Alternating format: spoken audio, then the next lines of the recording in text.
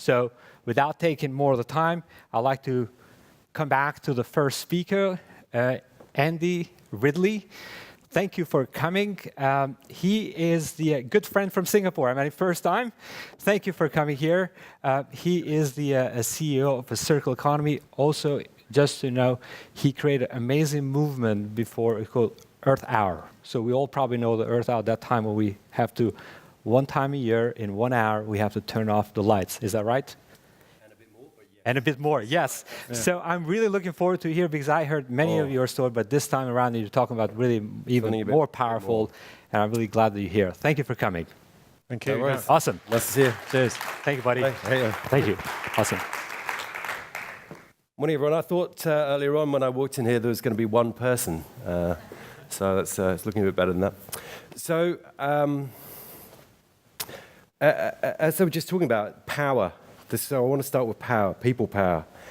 And the control of that power by too few people and the wealth that comes from that going to too few people and the consequences of that.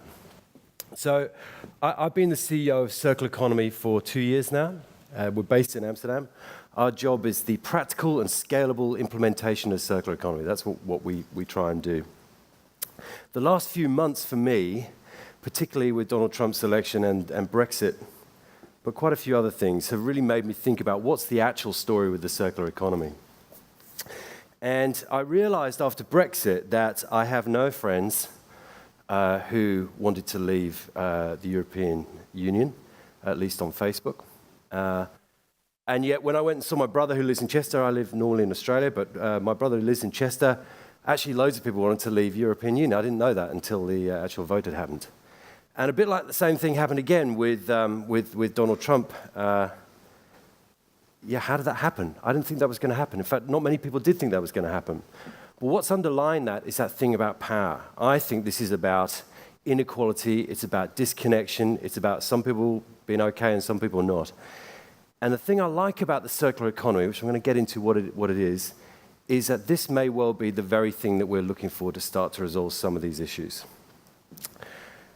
So that's UK and America. This, of course, is Beijing. And this is a normal kid. I think he's 17 years old. 67% of Beijing citizens have lung problems now. And they're really concentrated in the young and the old. So you don't want to have your kids in Beijing if you want them to grow up healthy. This is California. Drought's been going on for many, many years. If you went to Australia, you'd have bushfires, Great Barrier Reef being damaged. There's a lot going on that isn't very good, and we're really not doing very much about it. Here's some science. So that's all the climate change stuff. That's the social unrest. It's not looking particularly good at the moment. This is some work that we did with an organization in the Netherlands called Ecofis. It looks a little bit complicated, but a year ago in Paris, the world signed COP21. The Paris Agreement. Amazing. Amazing that happened.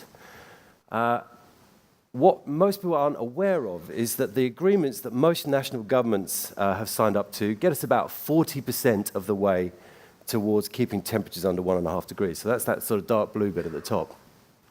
Over the next 14 years, we need to cut global emissions from 65 billion tons per annum to about 39.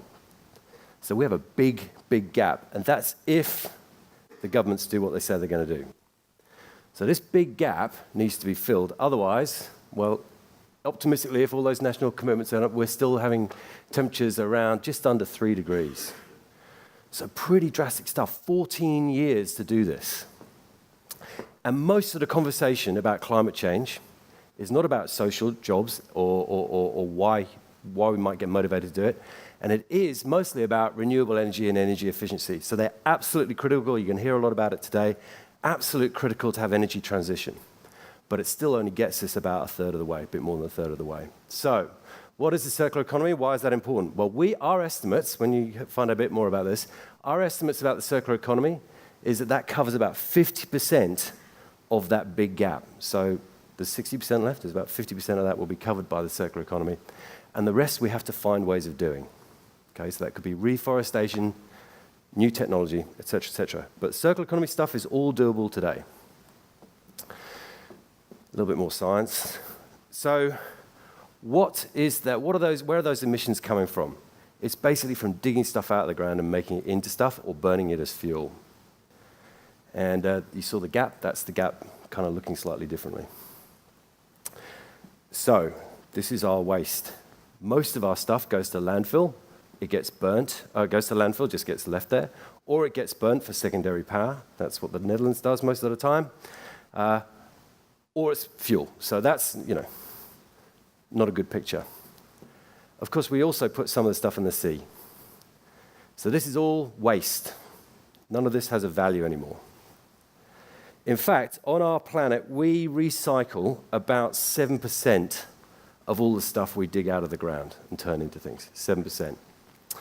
And that's normally not in a very good way. So for example, if you build a building, then you knock it down, that does normally get recycled, but it gets turned into aggregate for roads or stuff like that. So they call it sort of downcycling. So it's losing value.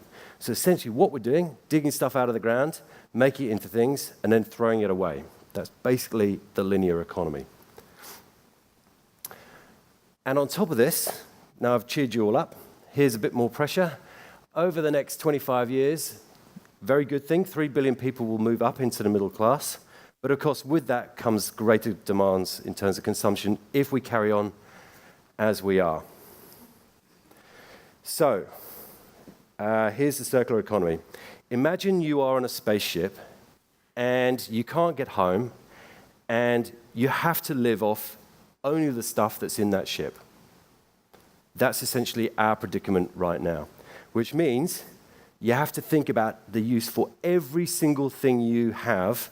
You have to think about what its next life is going to be, how you're going to use it, what's its value. You can't have plastic bottles in the ocean because that's losing value, let alone it looks crap. It's also losing value. So, at Circular Economy, we have basically 7 principles that we apply. So if you sort of think about this as an ethos, a way of thinking about life, this is how we look at life.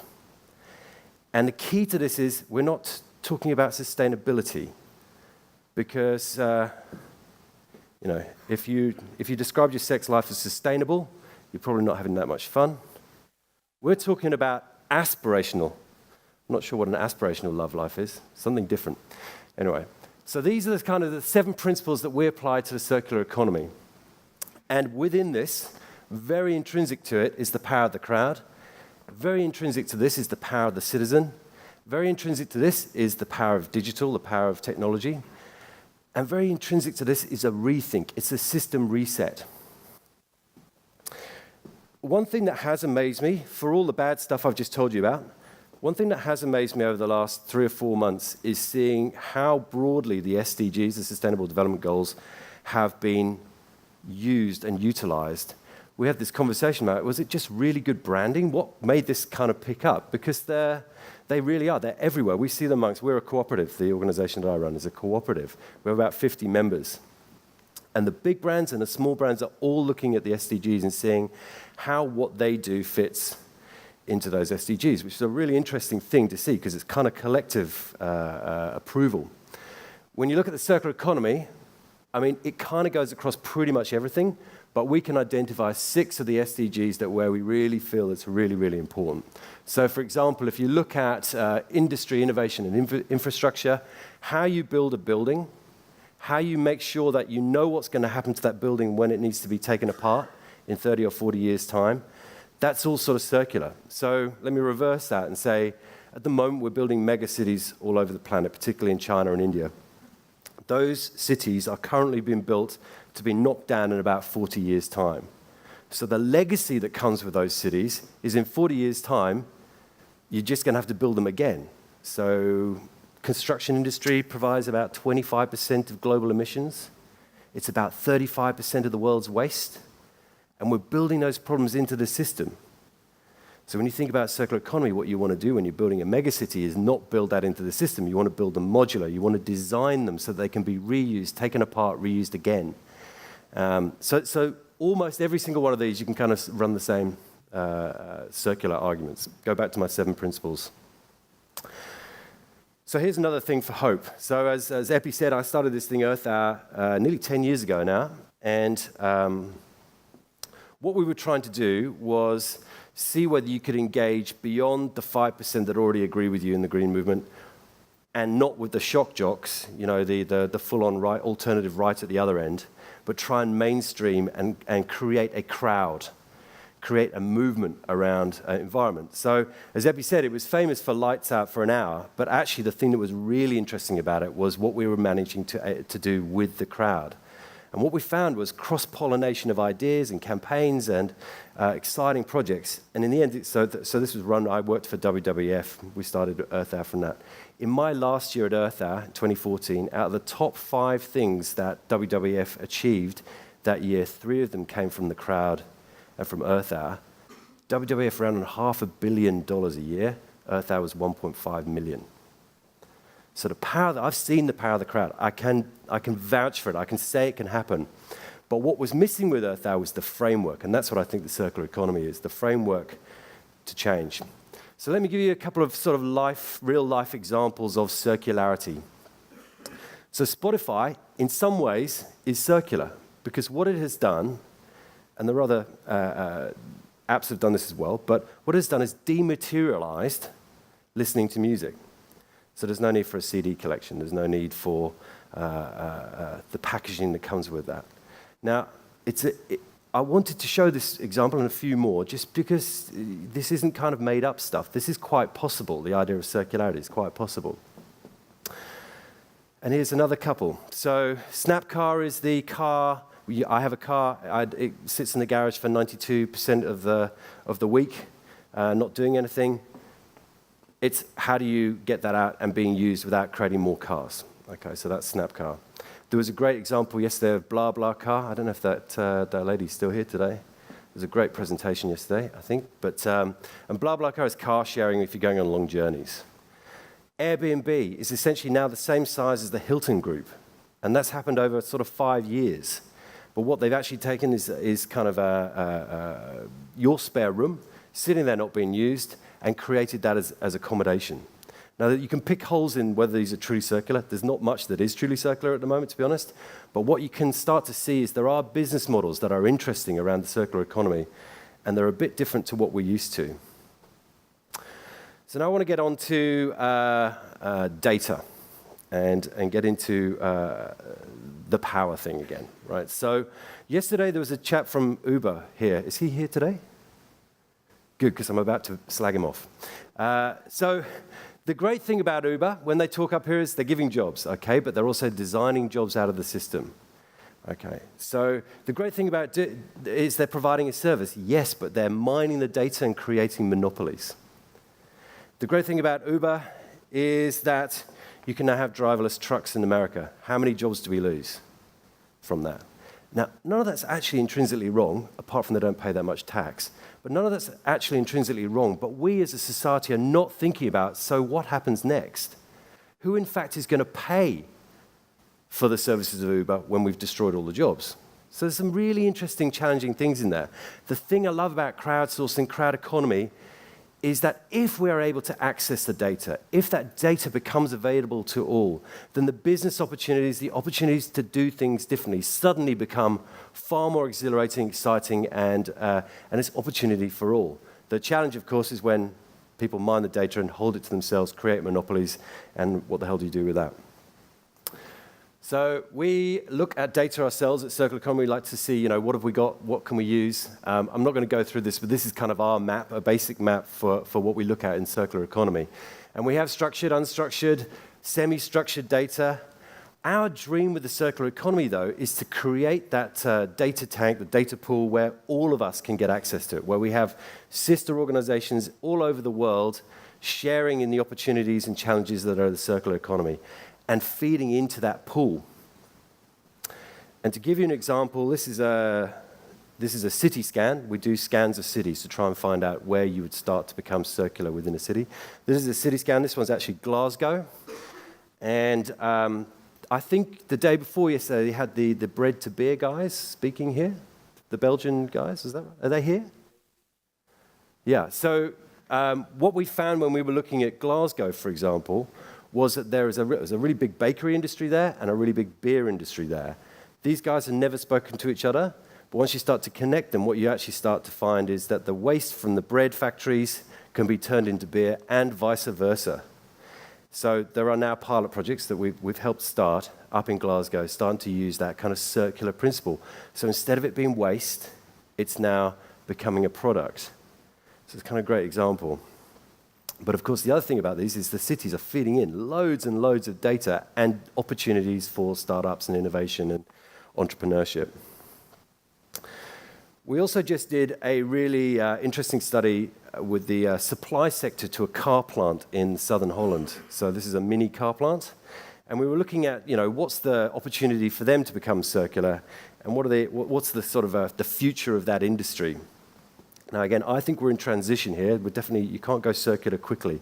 You need to go through the transition. But the transition for the car industry is an interesting one. So let me give you two kind of interesting bits of knowledge we got out of this. First one, the car manufacturers are trying to make cars lighter. And they're making them lighter so they use less fuel, so they have less footprint. But the problem with that is they're using composites that you can't take apart. So in the end, you have this situation where you have cars that are lighter, using less fuel, but they lose value at a massive level at the end. You can't take them apart. You can't reuse the materials, or it's much harder to reuse the materials. And the second thing is the consumer is driving change. So the personalization of cars by digital is likely to be the norm within 5 years. That means that when that sense of ownership can be kind of digitally produced. So interesting changes afoot. What we haven't done is brought all this together, or as I'm really running low on time. So back to my first slide, that power idea. Now, at Circular Economy, we build tools. The idea for us is to create an open source environment where we can share those tools all over the world with people who want to use them. In the case of these, some of them are business case tools, some of them are marketplaces for textiles. We have Portfolio at the top there, which is designed to help people who are investing in business see how circular a business is and see what the risks and opportunities are. But again, this comes back to how do you create an open environment where we can share the data, share the knowledge, share the information, and essentially all feed off each other. You can't have monopolies in that environment. So finally, I heard a figure yesterday that's $30 billion in the crowdfunding community last year. I thought it was $16 billion, but anyway, it's big, but it's not that big. But it is growing exponentially. Bringing all this together so that the crowd economy is funding the circular economy, and vice versa, the circular economy is producing the innovation and the enterprise, is really the great opportunity for the next 5 to 10 years. And if you go back to my 14-year challenge, which is pretty massive, there is no other way this is going to happen without the crowd. It's just not going to happen. We can't do it. So on one hand, for me, I'm pretty optimistic that some amazing stuff can happen. The big fear for me is the monopolies, and that crushes innovation, and that as soon as some good idea gets up, it gets bought. That's probably the biggest risk. But I want to leave you with the thought that there is nothing easy about this, but it is possible to meet that target. And it is possible to deal with the Trump and Brexit kind of scenarios where people feel disenfranchised, and we have to do it. And that's it. Thanks very much. Andy, thank you very much. I overran, didn't I? That's okay. We'll open up for questions, at least. Really? One question for Andy. A lady there. Can you give a microphone? And a gentleman over here. So. Hi. Thank you for your presentation. I would love to know where you see the biggest challenge in the implementation of the circular economy for the companies. Yeah, good question. So, there's a couple. I think the first one is cultural, and systemic, right? So we work with a big healthcare company on some projects, and if you are trying to move something you're selling from being, let me give you an example, MRI scanners, right?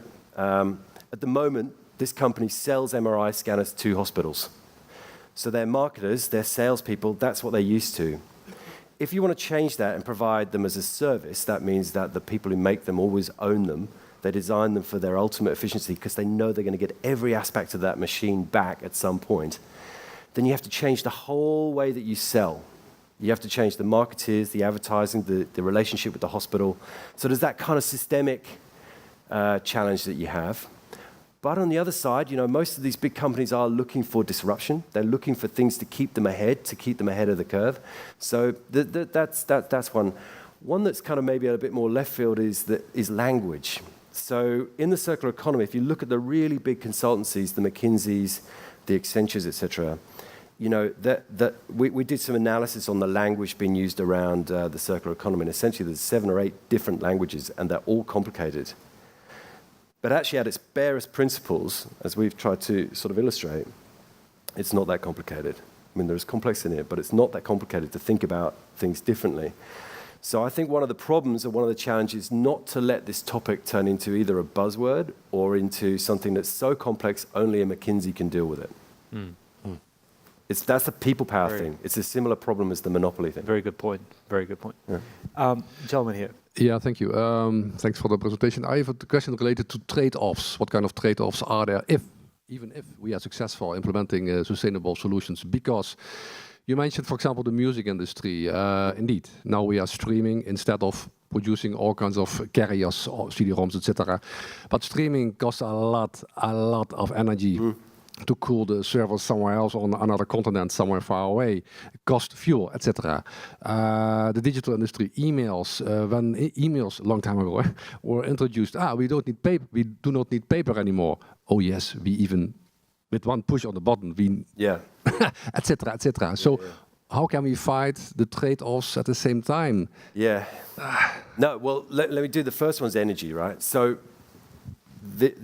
my assumption, and it is a massive assumption, is that energy has to be renewable. I mean, you cannot just pump up the energy from you're digging out of the ground. That's not circularity, right? So there is efficiency in renewables that is key. Really want to make sure that I didn't leave the impression that 40% isn't important. That 40% of that graph, that is critical. We have to go there, energy transition, right? So that kind of deals with a bit of that. The second one, though, is an interesting one because it's social. So is it good that we now have email in terms of the amount of time you waste on it, the amount of time you spend on it, the fact that you kind of work not just in the office but also at home, also when you go to bed? There's some big social issues in there, and at a time when we have less jobs and people doing longer hours. So that's kind of a social one for me. More broadly, you could say with Airbnb, big trade-off here, right? Does it mean people are flying more? So possibly, quite probably actually, but again, the reason why I use those examples is because I want to be able to illustrate that this isn't sort of bullshit. There are definite business models that can sit underneath this that are really interesting, that have never been designed as, we must do something circular, but have been designed in a way to make money, to be compelling business propositions. And I think that has to be one of the great failings, having come from the sustainability movement, one of our great failings was we kept saying, don't do that, don't do that, don't do that, or there's green jobs here. And it was kind of, we didn't think enough about, well, what's the alternative system? What do you want to come up with? But anyway, I mean, I think it's early days with the circular economy, but you can see viability in it. And that alone is more than anyone else has really got to offer. Great. Andy, thank you so much. No worries. This is a little. Oh, chocolate. Yes. Thanks, You're Belgian, man. Good to see you, man. Thank you. Stick around. Yeah, no, I am. Awesome. Thanks, buddy. Great.